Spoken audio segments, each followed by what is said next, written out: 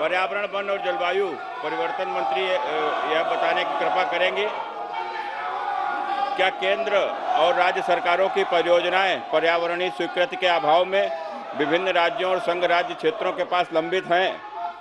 यदि हाँ, तो तत्संबंधी राज्यवार ब्यौरा क्या है? उत्तर प्रदेश और बिहार की उन परियोजनाओं का ब्यौरा क्या है जो मंत्रालय के विचाराधीन हैं, और इनकी वर्तमान स्थिति क्या है, और मंत्रालय द्वारा इस संबंध में कब तक निर्णय लिए जाने की संभावना है? धन्यवाद। माननीय अध्यक्ष महोदय, कुल मिलाकर के 153 परियोजनाएं लंबित हैं और उत्तर प्रदेश और बिहार के बारे में जो माननीय सदस्य ने पूछा है उसका भी उत्तर इस विस्तार के साथ लिखित में दिया गया है।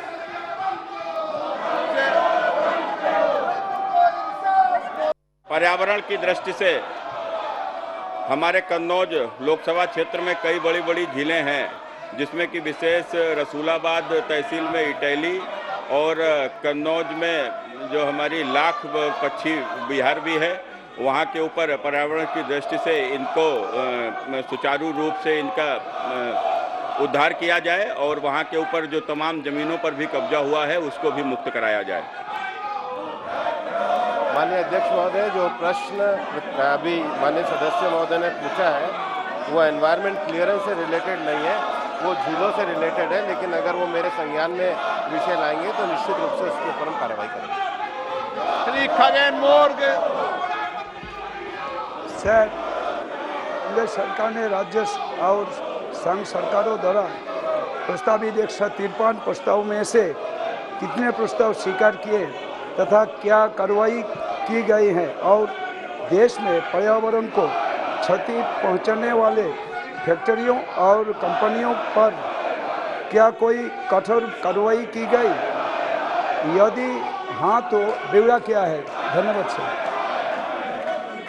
माननीय अध्यक्ष महोदय, जो ब्यौरा माननीय सदस्य ने पूछा है वो लिखित में एनेक्सर 1 के रूप में लगाया गया, जिसमें राज्य अनुसार कुल 153 परियोजनाएं इस समय हमारे मंत्रालय में लंबित है, वो पूरी तरीके से यहाँ पर रखी गई है।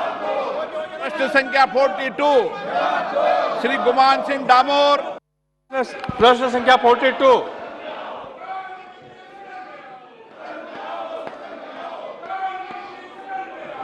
प्रश्न संख्या 42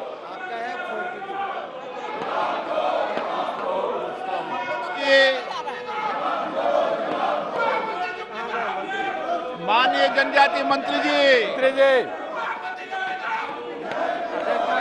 उत्तर सभा पटल पर रख दिया गया है, माननीय सदस्य को उत्तर दे दिया।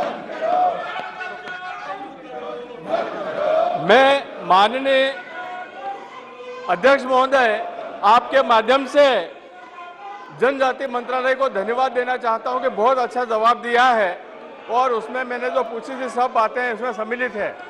मैं आपके माध्यम से माननीय मंत्री जी से एक प्रश्न पूछना चाहता हूं कि जिस प्रकार से जनजाति क्षेत्रों में निजी संस्थाएं धर्मांतरण का काम करती है और जनजाति संस्कृति को नष्ट करती है, तो क्या सरकार तो प्रयास कर ही रही है, परंतु इस क्षेत्र में निजी संस्थाओं का सहयोग लेकर के धर्मांतरण को रोका जा सकता है, जनजाति संस्कृति का संरक्षण किया जा सकता है? ये मैं आपके माध्यम से जानना चाहता हूँ।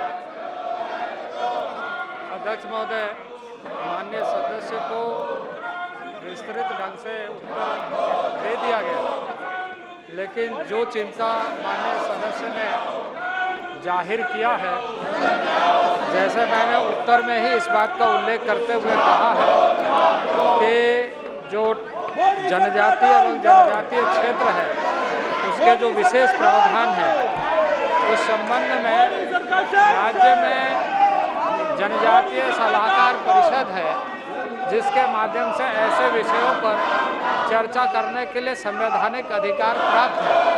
राज्यों को इन सारे मामले पर गंभीरता से विचार करते हुए ये ध्यान में रखना चाहिए कि उनकी संस्कृति परंपराएं बनी रहें।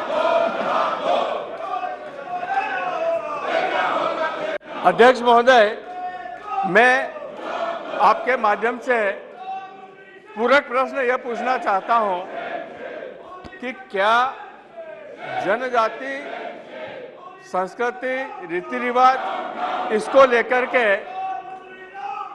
जनजाति क्षेत्रों में स्कूल के पाठ्यक्रम में इसको सम्मिलित करेंगे संरक्षण संबंधी उपायों को। नई शिक्षा नीति में आदरणीय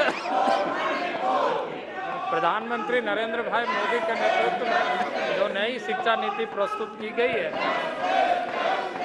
और अभी मानव संसाधन शिक्षा मंत्री ने जो प्रयत्न किया है उसमें जनजातीय क्षेत्रों के भाषाओं को संवर्धन और ऐसे चीज़ों को जिससे उनके सांस्कृतिक विरासत बने रहे, इन सारे चीज़ों को राज्य सरकारों को भी ये निर्देश दिया गया है कि पाठ्यक्रमों में राज्य स्तर पर और केंद्रीय स्तर पर भी इस पर काम चल रहा है। क्या आप जनजाति संस्कृति पर चर्चा नहीं करना चाहते? जनजातीय क्षेत्र के लोगों के मुद्दों पर चर्चा नहीं करना चाहते? इतने महत्वपूर्ण विषय पर प्रश्नकाल पर आप चर्चा नहीं करना चाहते? Question number 43 Shri Sudhir Gupta ji. प्रश्न क्रमांक 43 Sir is laid on the table of the sir. अन्य सदस्य। माननीय अध्यक्ष जी, आपके माध्यम से मैं माननीय वित्त मंत्री जी को, देश के प्रधानमंत्री जी को धन्यवाद देना चाहूँगा कि मेरे प्रश्नों का बहुत ही विस्तृत उत्तर दिया है। मैं जानना चाहता था कि सरकारी बैंकों के माध्यम से देश के वित्तीय प्रबंधन में कहां-कहां सुधार हुआ है। बैंकों ने पीएम स्वनिधि, किसान credit card, stand up India, प्रधानमंत्री मुद्रा योजना के माध्यम से करोड़ों लोगों को जोड़ा है। इसके साथ साथ स्वनिधि स्कीम से कोविड में प्रभावित करोड़ों लाखों वेंडरों को इसके साथ जोड़कर देश के विकास को आगे बढ़ाया है। बैंकों ने वित्तीय सुधार भी किए हैं और इसलिए मैं बधाई देना चाहूँगा वित्त मंत्री जी को कि सार्वजनिक क्षेत्रों के बैंकों ने 1,04,649 करोड़ का रिकॉर्ड शुद्ध लाभ अर्जित किया है। मैं जानना चाहता हूं कि क्या बैंकों का यह प्रबंधन ग्रामीण क्षेत्रों में क्षेत्रीय ग्रामीण बैंकों को आधार बनाकर क्या 2000 की आबादी तक बैंकों को विस्तार करने का कोई योजना भविष्य में है क्या?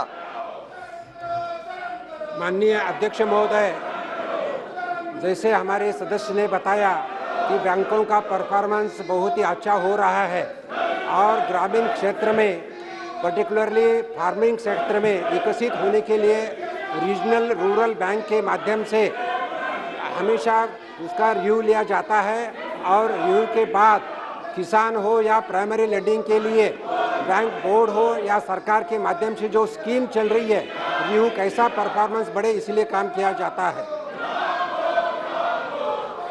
माननीय